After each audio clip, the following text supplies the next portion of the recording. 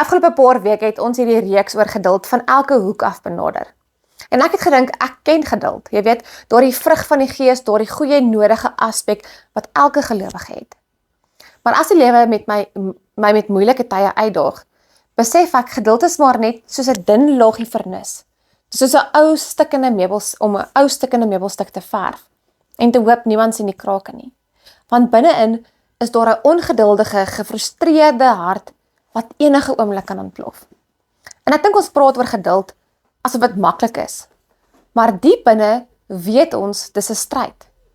Ons voel die spanning tussen die prentjie wat ons het van 'n rustige, geduldige mens en die werklikheid van ons innerlike chaos. Ons wil beheer uitoefen, maar geduld vra vir ons om los te laat. Ons wil vrede voel, maar geduld voel soos 'n oorlog in ons binneste. Maar miskien is dit juis in hierdie spanning wat ons iets nuuts van geduld kan ontdek. En dis hoekom die woorde van Paulus in Kolossense 1 vers 11, amper soos 'n bom vir my ontplof het.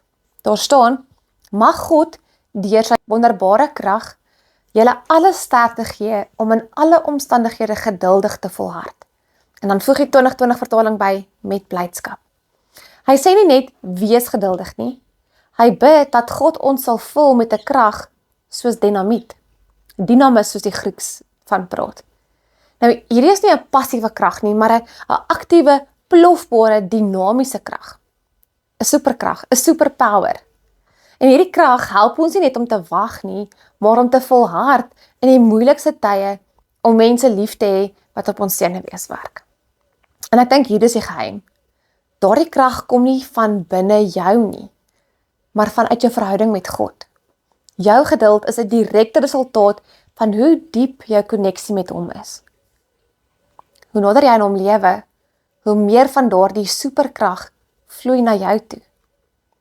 En ek dink dis wanneer geduld nie meer hierdie selfstandige oefening word waarin ons moet beter word nie, maar 'n uitvloeisel van ons verhouding met God wat krag voorsien. En ek dink dit beteken die volgende keer wat daar die ongeduldige vuur in jou begin brand, moet dit net probeer blus met jou eie wil nie. Onthou, God het vir jou hierdie superkrag gegee. Gebruik dit. Vra hom om vir daardie dinamiese krag om kalm te bly. Gebruik dit om met liefde te reageer op die mense wat jou die meeste uitdaag. Sien, geduld is nie iets wat jy self moet ophou nie. Dit is iets wat jy by God kry en dan aanwend. En ek dink wanneer ons hierdie superkrag begin gebruik, verander ons nie net onsself nie, maar ons begin 'n wêreld van samewerking. En ons lewens wys vir ander mense deur 'n ander manier van leef.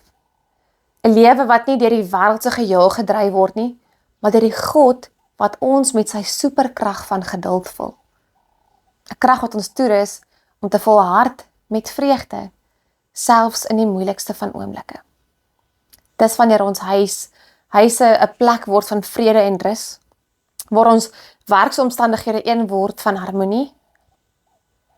En mag jy weet, dis nie van jou eie te doen nie, maar van die krag wat jy van God ontvang. Hierdie superkrag.